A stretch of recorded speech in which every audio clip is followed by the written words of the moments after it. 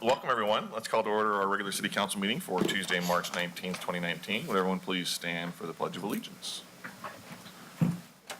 I pledge allegiance to the flag of the United States of America and to the republic for which it stands, one nation, under God, indivisible, with liberty and justice for all.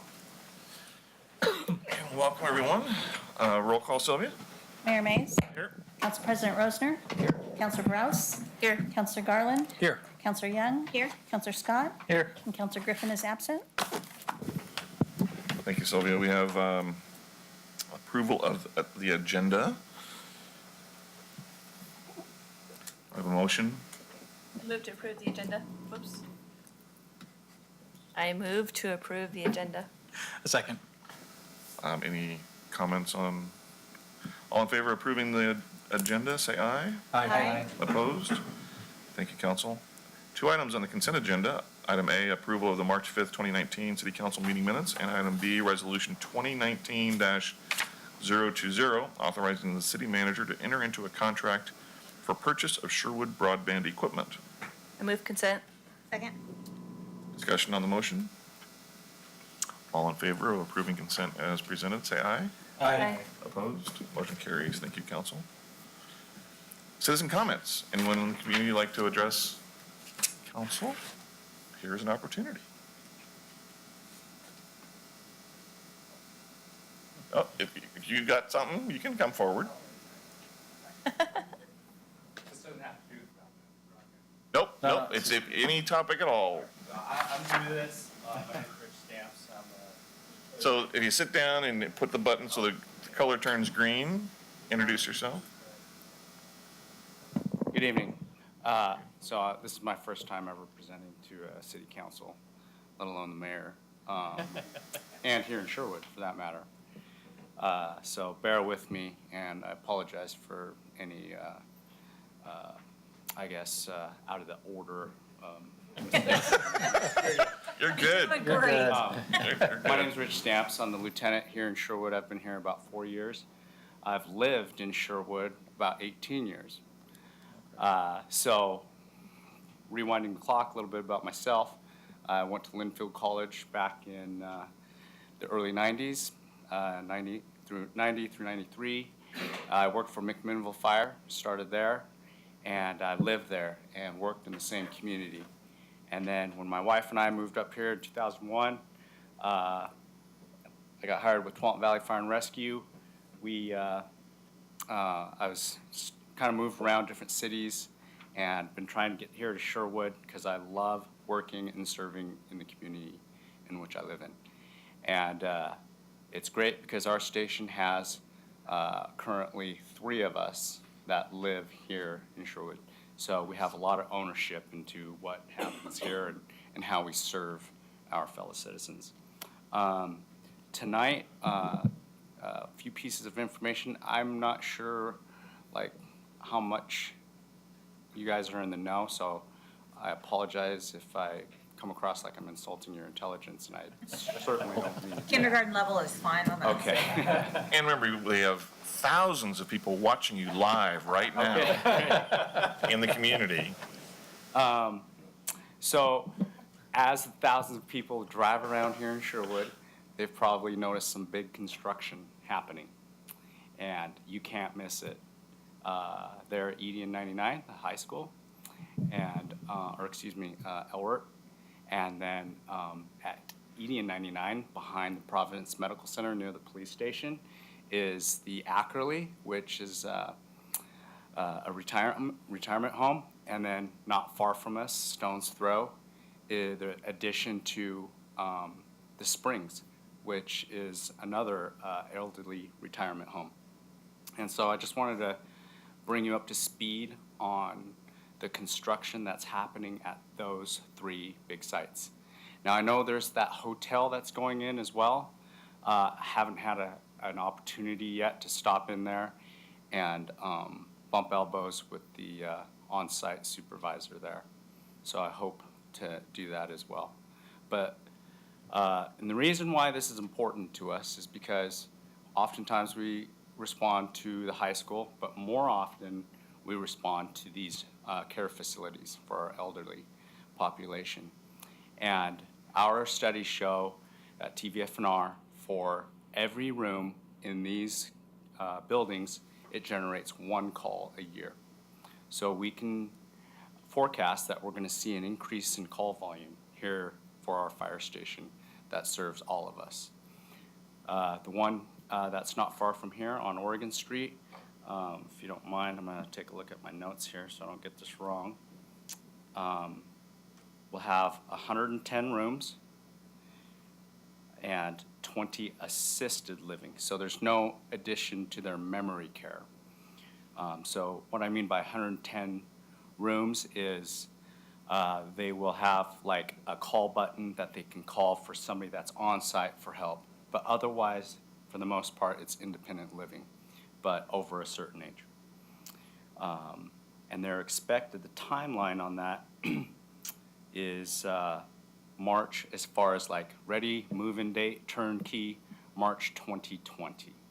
March 2020.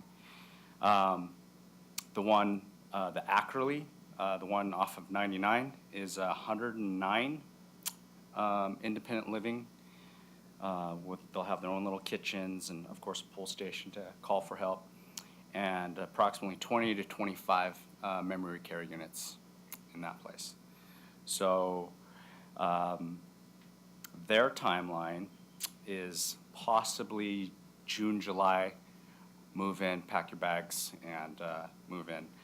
They expect the construction to be done here in May, but then they got to go through the permit processes, and so that'll take a little bit of time. And so that, if my math is right, that's over 200 rooms, over 200 calls. And last year we ran approximately 1,900 calls, so we're going to see a percentage jump in our calls. And so just wanted to bring that to your attention. And the high school, I feel like kind of like it's kind of our pride and joy, like kind of bragging rights, you know, like we've got a new high school coming in, so it's kind of cool. The high school is on 73 acres, and it's going to be approximately 300,052 square feet. So a large building and a large campus. I don't know what the current campus is, but I'm guessing this is going to squash that. So anyways, a little bit for everybody there.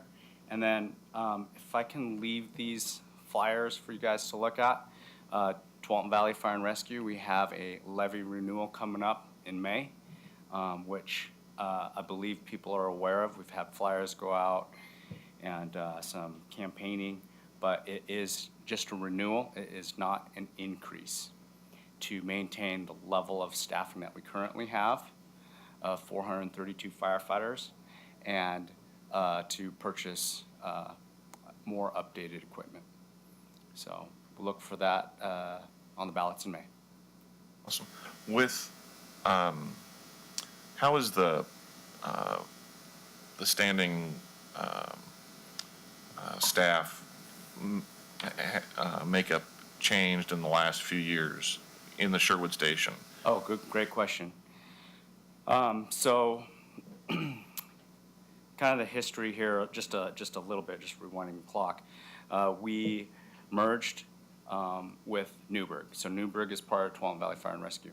Newburgh transports, and so they, in other words, we transport now in Newburgh. So if you call 911, it's one of our Tualatin Valley Fire and Rescue ambulances that come. Here in Sherwood, if you call 911, it's Metro West. We respond right away because we're closer, and we can get there quick, because when you call 911, what do you want? You want somebody there quickly. And so then Metro West comes and does the transport. Now in Newburgh, we transport, and we've learned that they require a lot of transports. So what the fire district has done is to help supplement that, they've stood up a medic unit, an ambulance here in Sherwood from Friday, Saturday, Sunday, Monday from 7 to 5. So 40 hours on the weekend, if you will. And so that helps with some of the move-ups that we have throughout the fire district during those busy times. And so that's, I guess, has been an increase for us during those hours. Great. Does that answer your question, sir? Yep. Yeah. Point spot on. Thank you very much for sharing that information and coming here today. Very All much. right, thank you. Thank you for all you do. Thank you. Anyone else like to address council? Yeah, turn it off. Great. Another great Winfield grad. Go Wildcats. Well, yes, I'm a Winfield grad. You know, I gotta throw the love out there. Anyone else like to address council under citizen comments? All right, we will move on to presentations. So we have one proclamation under presentations, and that is acknowledging that National Community Development Week is April 22nd to 26th. It has been designated as Community Development Week by the National Community Development Association to celebrate the Community Development Block Grant Program and the Home Investment Partnership Program. The CDBG, Community Development Block Grant Program, provides annual funding and flexibility to local communities to provide decent, safe, and sanitary housing and suitable living environment and economic opportunities to low and moderate income people. If you visit our Sherwood Senior Center, we've done a lot of work there based on this program.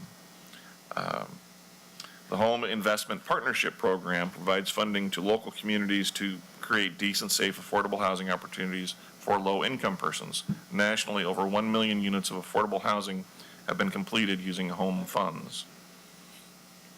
Over the program's history, Sherwood has received a total of $2.34 million in community development block grants. So now therefore be resolved, the city of Sherwood designates the week of April 22nd to 26th as the National Community Development Block Grant, National Community Development Week in support of these two valuable programs that have made tremendous contributions to the viability of the housing stock, infrastructure, public services, and economic vitality of our community. All right, new business. Resolution 2019-019, updating and reaffirming the Community Advisory Committee and the Technical Advisory Committee and forming a project advisory team for the comprehensive plan update. Carrie. I'm Erica this evening. I'm substituting in for Carrie. The resolution that you have. Just needed an updated agenda. The agenda was not I updated to know. say that, just kidding.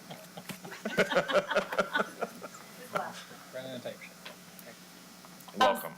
Thank you. So the resolution that is before you this evening reaffirms our project advisory committees for the comprehensive planning process. So as you know, the community vision was adopted in January after an eight-month process of soliciting input from the community and our community advisory committee.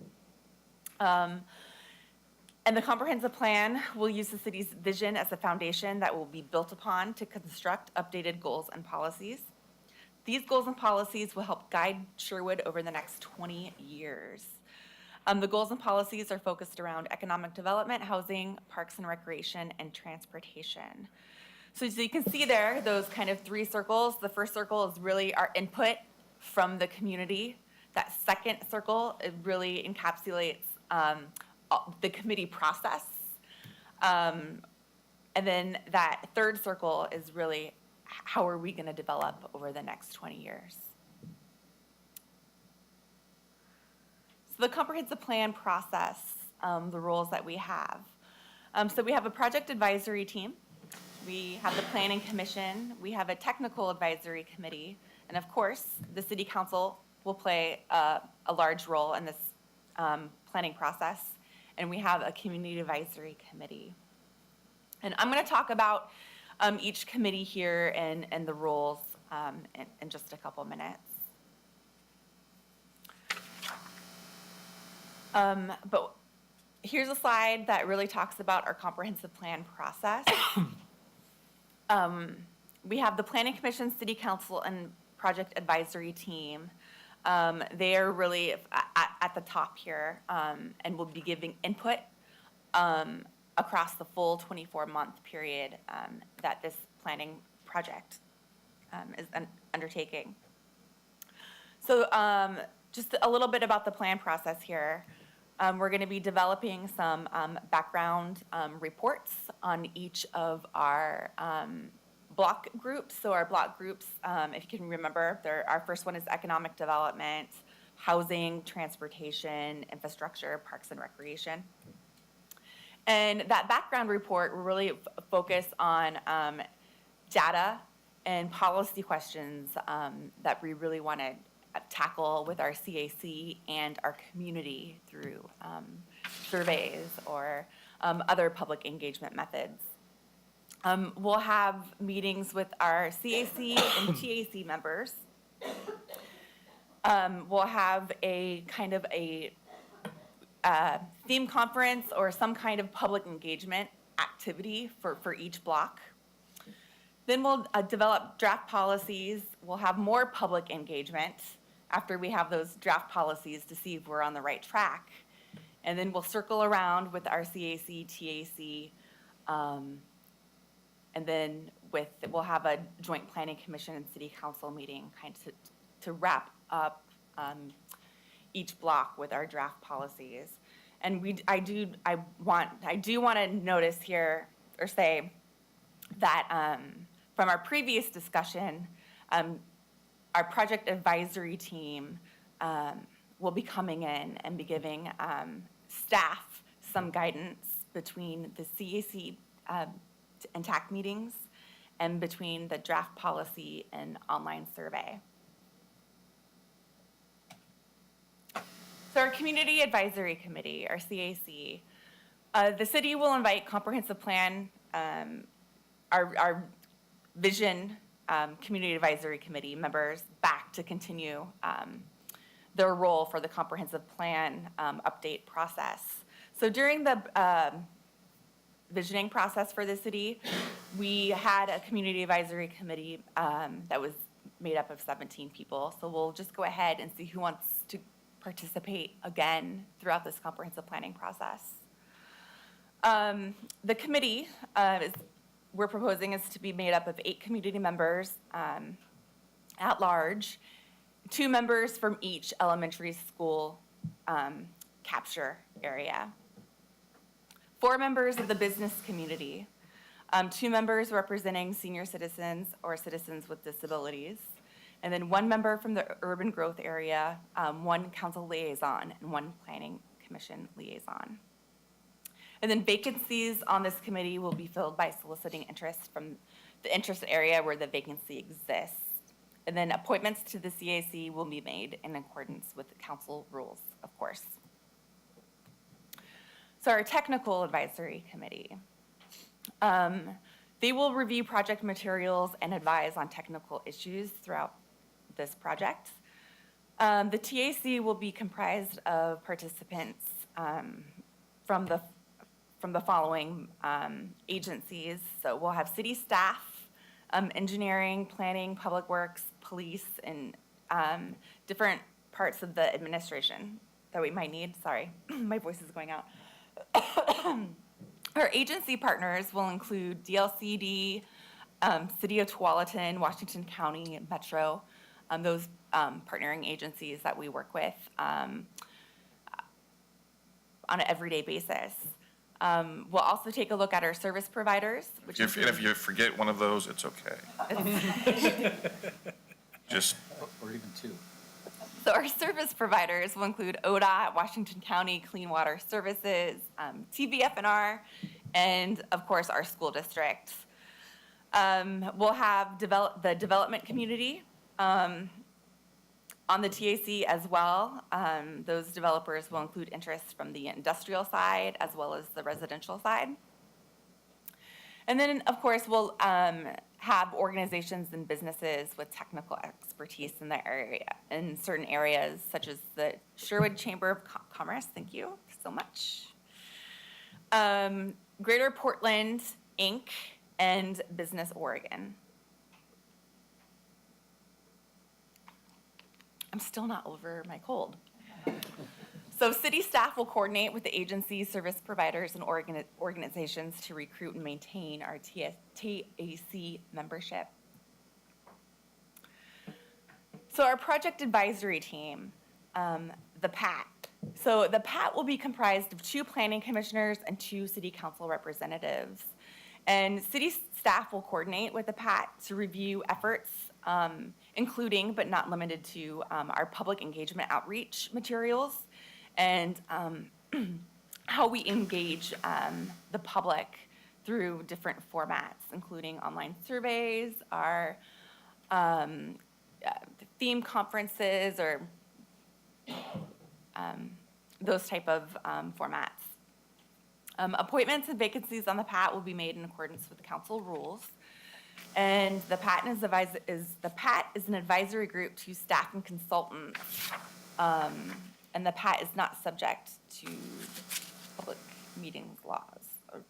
But that's not. I know, I'm not either. Missed that day at law school.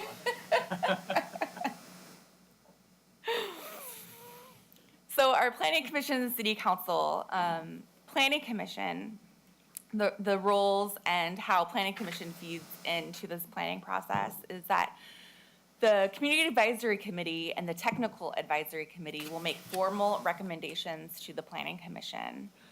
And planning commission will review those recommendations, and then ultimately will make their recommendation to city council. Our comp plan updates, the planning manager, I'll be giving comp plan updates on a regular basis to our planning commission to make them aware of everything that is going on and where we are in the process.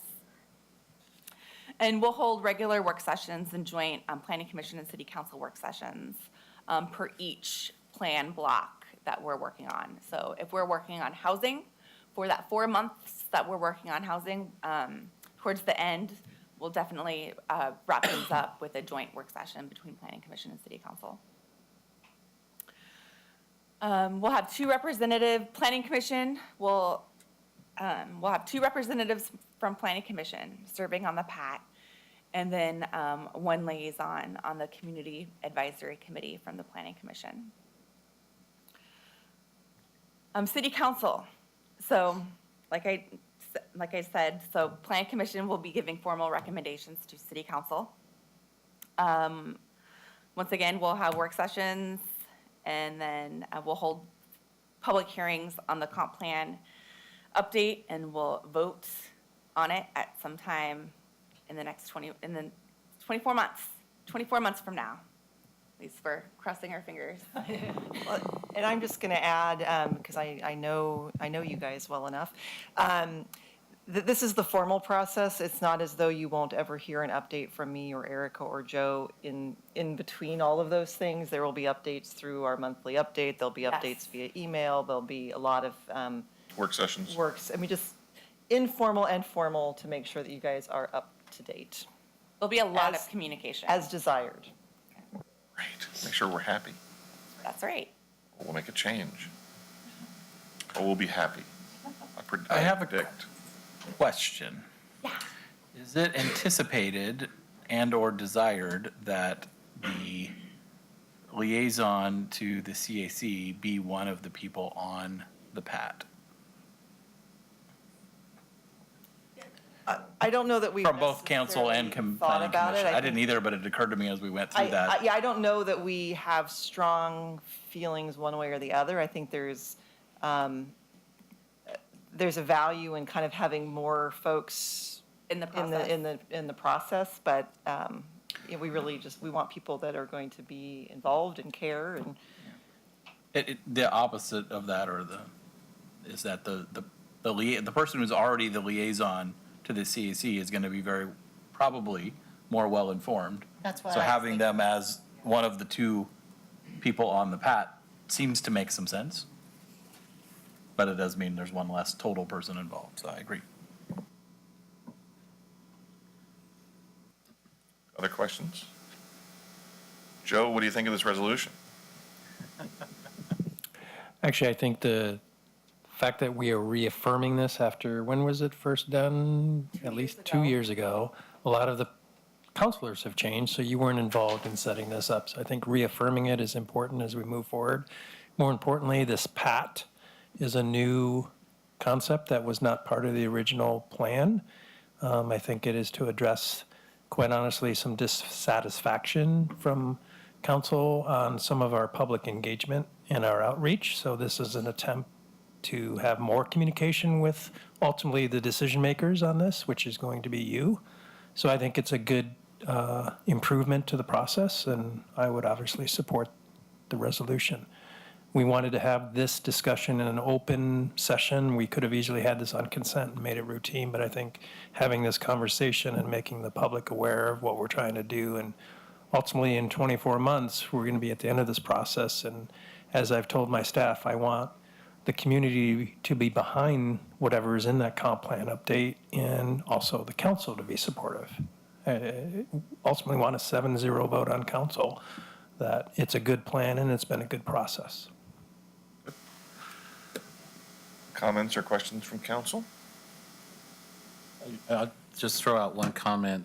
I love the fact on the CAC that we have some focus on industrial and commercial representation on the CAC, given the council's kind of shift over the years toward economic development away from, or not away from totally, but from residential to economic development. Getting that representation on that committee is really important. So thank you. Anything else for the good of the collective? Is there a motion? Make a motion to approve Resolution 2019-019, updating and reaffirming the Community Advisory Committee and Technical Advisory Committee and forming a project advisory team for the comprehensive plan update. Second. Discussion on the motion. So if you didn't ask your question or make a comment already, now's your time. Hearing none, all in favor of approving Resolution 2019-019, updating and reaffirming the Community Advisory Committee and the Technical Advisory Committee and forming a project advisory team for the comprehensive plan update, say aye. Aye. Opposed? Motion carries. Thank you, council. Thank you, Carrie.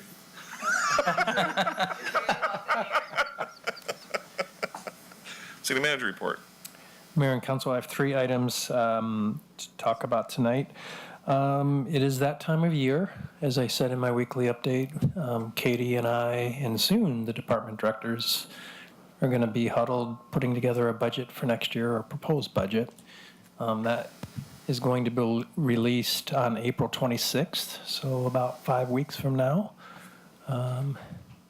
And we're working hard at putting together a good proposed budget for Budget Committee in May to consider, and then ultimately council to adopt in June. So, and we love PERS. I just have to say that. So, we had our first. Just being sarcastic. I am If you being did not very come across- sarcastic. If it did not come across Yes. the fourth wall or Yes. whatever of the TVs. Yes, that was an attempt at sarcasm. Maybe a poor attempt. Last week, we had our first class in Citizens University. It's a great class, nice divergent group of folks. We went very long, longer than normal. We didn't get out till like 9:40. We're supposed to end at 9. So Councilor Scott is in the class. He may want to talk about that. That is not why. That's not my point. So, but we're excited. Tomorrow, Thursday night is class 2, and we're going to be covering finance in the city budget and also the city recorder's office. So, Mayor, at some point during the next 6 or 7 weeks, if we can invite you to come say a few words, I think that's become, people like to hear from the mayor. So, just as a And the question, of course, is best to be at the beginning or at the end of the beginning. thing? No, not of the day, of the evening, but of the different sessions. So you're when they Should have been there last night. No, he was traveling, so he couldn't have been. So we'll talk. We'll get you scheduled. Yep. So, and the last thing, since Captain Hanlon is here, he just went through, and I included this in my weekly update. Both Chief Growth and I have participated in the Oregon Association of Chiefs of Police. I think it's a leadership development type class. I think Chief Growth presented a topic called Leading in a Political Environment, which I would have loved to have heard what he had to say. And then I did a session working with city managers and city councilors. And there's how many people in the class? 20 people, all aspiring police chiefs someday. So these are folks that think at some point in their career might want to be a police chief. And OACP has put this program together. This is now the fourth class? Third class. And I've had the benefit of participating each time, and it's a really good program. And I'm going to put Ty on the spot to talk a little bit about, what did you learn, Ty? Do you still want to be a police chief someday?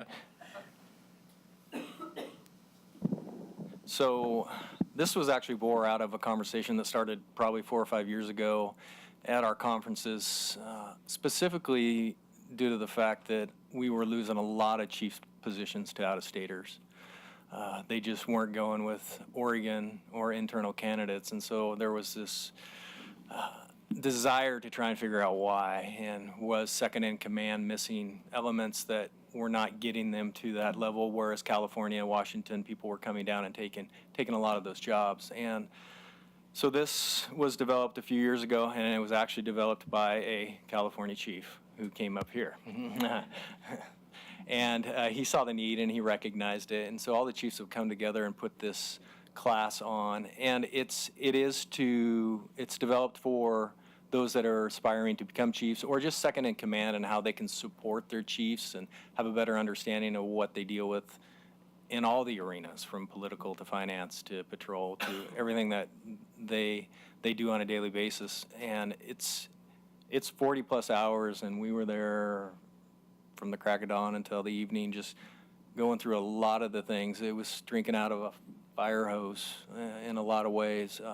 But I just wanted to touch base real quick, and I didn't bring my glasses because he didn't tell me I was going to talk, but just so you kind of have an idea, some of the topics were, and city manager alluded to what the chief had talked about, but preparing for the position of chief police and how to be competitive, expectations of the chief of police from the point of view of the city manager, elected officials, news media, and other police chiefs, contemporary legal issues for police chiefs, shaping public policy, labor relations, and personnel issues for the police chief, leading in a political environment, organizational development and change, public engagement, a vital leadership skill, and then crisis communication and leadership. That was a handful of things that we really delved into hours at a time, and we had some great panels as the city manager and a couple others came down and gave their perspective on what they look for and why they look for specific chiefs, attributes more specifically. And then we had chiefs that were in it and some of the firestorms that they've worked through and some of the battles that they've had to overcome, and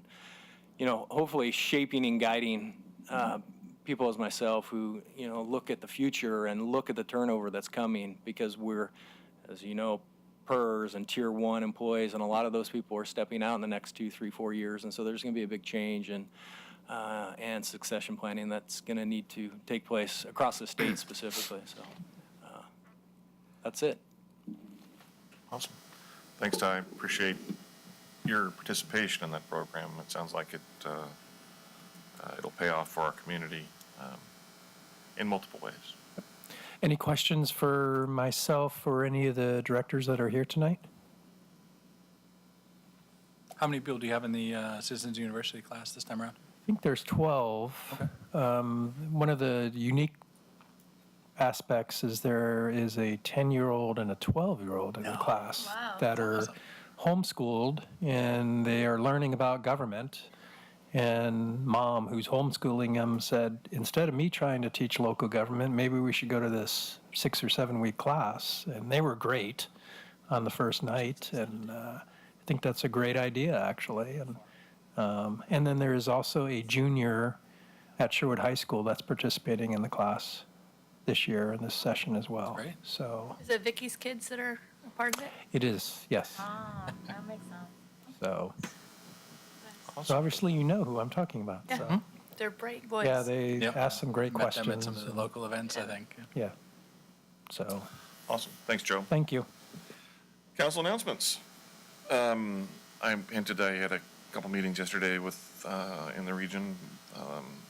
That They're not always great meetings, but some are better than others, but it was with the Washington County Coordinating Committee and Washington County mayors, so that was good. And then heads up, I will miss our next meeting in 2 weeks, so Council President Rosner will preside as I spend a couple days in DC, advocating on our behalf. Yeah, yeah, that one's city-related trip. Who else would like to make announcements? Council President? Okay, I got a few. So I attended the school board meeting last week I attended the school board meeting last week, so there was a couple of interesting things that came out of that. One really cool thing is we have a national merit finalist as a senior this year. He's also the student body president, and I'm going to kill his name here, but it's Shuri Agar. Yep. Awesome kid. He's doing a great job. The chair of the school board was commenting about how he has to be nice to his future boss. But for those of you that don't know, National Merit Finalist is a really big deal. It makes you like a sports rock star when it comes to the college and academics. You get recruited heavily by colleges. His goal is to go to MIT, and he might have a shot, which is great. They also introduced some new staff. I met the new high school principal that's starting July 1st. She comes from Beaverton, Melissa Barron. And they have a new principal at Edie Ridge, Miranda Johnson, and Millie Wilkinson will be the interim associate principal at Laurel Ridge Middle School. So we got to meet some of the new staff, and they seem pretty excited. Ken Bell is going to be director of facilities and operations, so he's moving into administration with the school. I think that's it for me tonight. Awesome. Who'd like to, next, Councilor Young? I don't have too much. Our CDBG meeting was canceled last week, and then Police Advisory Board is Thursday, and Councilor Browse is going to attend for me while I attend a high school function to learn about my junior going to college. So, but I did attend a couple meetings dealing with the YMCA and expansion possibilities. I met with Joe and Kristen, and then some YMCA staff, and then the architect. Remind me his name. Brian Dixon. To review what he had put together in 2006 and go over what's not relevant anymore and what could be done. And they just kind of threw all these ideas out and walked the facility, and he'll come back with some ideas for us to explore, and then we can see if the community, will buy into it and how that'll work. We also met a week prior to that with the gentleman from Anderson Pool. He kind of gave us his vision for this grand aquatic center that he would like somewhere, somehow, with what he calls the 3 Ps, private-public partnership. But we then, and Mayor was there as well, got down to, obviously, that's not something right now that the city can do, but how can Anderson Pool work with us on our expansion with the Y and get our aquatics facility there with some of the technology that they're wanting to do. So that was my last 2 weeks. Councilor Rosner, what's been going on in your world lately? Or sorry, Griffin. Griffin? No, Sorry, Garland. I've been up since 4, so I apologize. So, yeah, thanks for the introduction. Just Yeah, well, you got more hair than I do. I got apologies. I'm not going to live that down no for a worries. while. 3 things. So I attended the Cultural Arts Commission meeting last night. They've got some exciting things coming up here very soon. A lot of social media influenced event that will be March and April. So if you're on Instagram specifically, they're going to have some neat things going on in Instagram, and then some of the social media sites for like the Sherwood Center for the Arts. So get out there on those, look around. You will see what they're doing. They'll be out there. It's going to be exciting. And somewhat associated to that also is the Friends of the Sherwood Center for the Arts has their gala coming up April 26th. The theme is Night at the Copa. Tickets are on sale at friendsofthesca.com. The event will be held at the Arts Center. It's a big fundraiser for the Sherwood Center for the Arts. Tony Starlight with the Starella sisters is going to be there. apparently he's a big deal. No offense to Tony Starlight, Mr. Starlight, but there was a lot of buzz about him at the meeting last night, and apparently for him to be in Sherwood, I guess, is really awesome. So check it out. You'll probably see some of these posters out there.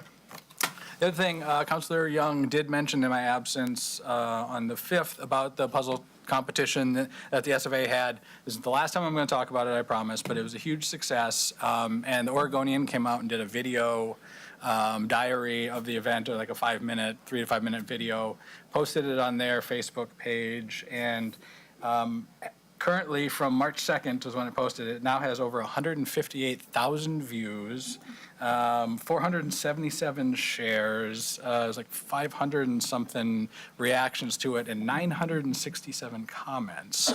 And so many of those comments were from people who have family in the Portland metro area who are excited, and they're saying, we need to come visit you for this next year, and so, yeah, and so this video really, it highlighted, it talked about the SFA, talked about Sherwood, so some really good buzz for the city of Sherwood out of this, Puzzle City USA or whatever we're going to be now. So I just wanted to bring that up, that it was a great look for Sherwood, and a fun event, and a good way to promote the city. Last thing I just want to mention, just a real general comment, is with the nicer weather that we're having right now, and with spring break coming up next week, kids are going to be out of school, so there's going to be a lot more kids on bicycles. People are out on motorcycles now, and adults on bicycles. So please, if you're out there driving, heads up, put the phone down, pay attention, look for kids on bikes, watch for motorcyclists, especially at intersections. Biggest number of accidents with motorcyclists is vehicles turning left in front of oncoming motorcycles. People aren't seeing a motorcycle coming at them because they're small in size, and especially at the dusk hours, sometimes sun in your eyes can be difficult. Pay attention, please. Let's everybody be safe over the next couple of weeks and throughout the summer. We don't want to have any more or any tragic incidents happen in our lovely city. So that's all I And got. even sometimes new moms and dads might be out with the stroller. With strollers, perhaps maybe jogging for the first time in 5 years or so, trying to lose some of the weight that he or she has put on. So, joggers as well. Pedestrians, same thing. Yeah, look out for people. It'd be great. So apparently what the mayor is hinting at, and I think it was mentioned at the last meeting, is yes. So my wife did give birth to our third daughter on March 5th. Her name is Lillian Rose. So I now have 3 girls in my house, along with my wife. And everybody's happy, healthy at home, and we're all ecstatic. And apparently the mayor and I are having a sleep deprivation competition, and it sounds like it's neck and neck right now, but. I probably have an excuse for that one too. All right, I'm going to be quiet now. Congratulations. Thanks. So I got to participate in a mini version of a puzzle contest last week for 5 minutes at a Rotary meeting, and I learned I'm not very good at it, but it was fun. So last week, Councilor Rosen and I attended the WEA meetings, West Side Economic Alliance, which was interesting, talking about housing from the perspective of the developers. And it was in direct competition to a meeting I was at yesterday for the consolidated plan for Washington County in regards to the CDBG grant, which was talking about housing, but in regards to those that need it. So it was just those two very different ways of looking at it were pretty interesting. Attended the chamber meeting last week, and there was an update from the League of Oregon Cities about the different bills that are going on at the state. Also, the next meeting on April 9th, Mayor Mays will be talking and giving an update about the city of Sherwood. But more importantly is the Scotland trip. Just teasing. The Scotland trip is October 4th through the through the 13th, and there's still opportunity to sign up for that. And if you want a discount, you can sign up by the end of March and receive a discount in the fees. And I was teasing. Yeah, sorry, but from your enthusiasm, are you going? I'm going. I've already put my down payment down. I'm on it. All right. Huh? Going on April 9th. April 9th. Oh, yeah, I'll be there too. Yeah, I won't even leave early. I attended the St. Patty's Day celebration at the Senior Center, and we had cabbage potato pancakes. It was very interesting and actually pretty tasty. Yeah, I was very pleasantly surprised. But if you want one of the best meals that you're going to get in Sherwood, the senior center is the place to be. The library, we were supposed to have a meeting tomorrow night, but it's been canceled for an emergency. Adrian's out of town.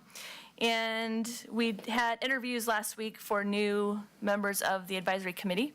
So we will be bringing 2 members to council for hopefully approval to fulfill those slots.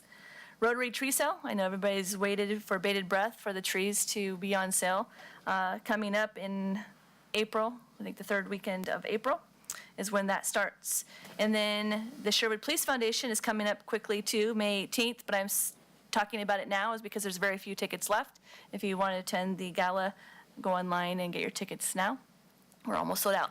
And since our friends from TVF&R are here today, I think I've read in a couple different places that you guys are doing a recruitment for staff. Is that true? Is that? For which position? Well, I think isn't there like an open house coming up or something? Oh, yes, so we have a, like, mini service fair coming up May 8th. Okay, there's something else. Maybe I'll have to go back and find it. You'll get an update in a couple weeks. Yeah, give you an update in a couple weeks, so I'll find it. It's on the chamber website, so, all right, that's all I have. Awesome. Counselor? All right, a couple things. I was at last Thursday morning, I was at the board meeting for the Sherwood Main Street organization. They have a new secretary that's coming onto the board, so she was there, and some other discussions just about the committee or the board itself and kind of their upcoming work and supporting some of the festivals around Old Town over the summer months. I also was at a work session a week ago with the Planning Commission around fence ordinances. So they are working on some updates to the fence standards in town. And though I think they're on April 9th at the next Planning Commission meeting. Is it another work session? Another work session. I think they pretty well hammered out the updated fence guidelines, but if you want to hear that discussion for yourself, then show up on April 9th. Never know what issues raise your interest. Yes, so there was a very, very healthy conversation around fence update ordinances. It's a little thing sometimes. Very specific, very specific. So that was good. So April 9th is the next meeting, and they'll also be talking at that work session around light pole standards.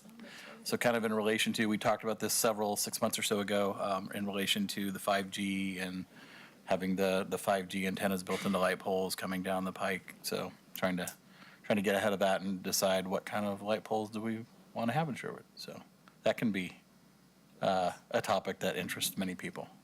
So that'll be also on that agenda. And then lastly, as Joe mentioned, I was at the Citizens University last Thursday, and we did run along. I may or may not have been part of that reason why. I hope not, but I did contribute a fair amount.